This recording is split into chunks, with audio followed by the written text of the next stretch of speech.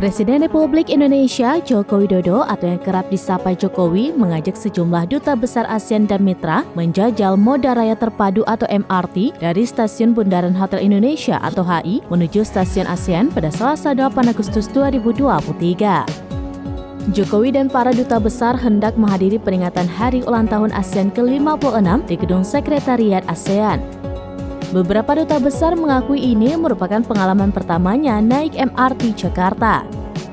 Senada dengan Dato' Nur Izzah Jocelyn M. Quintana selaku duta besar Filipina untuk ASEAN mengatakan ini merupakan kesempatan pertamanya mencoba MRT. Momen tersebut terasa lebih istimewa karena ia dapat menaikinya bersama dengan Jokowi dan bertepatan dengan Hari Ulang Tahun ASEAN. Duta besar Filipina untuk ASEAN pun mengucapkan selamat atas ulang tahun ASEAN. Ia juga mendorong masyarakat untuk menggunakan MRT.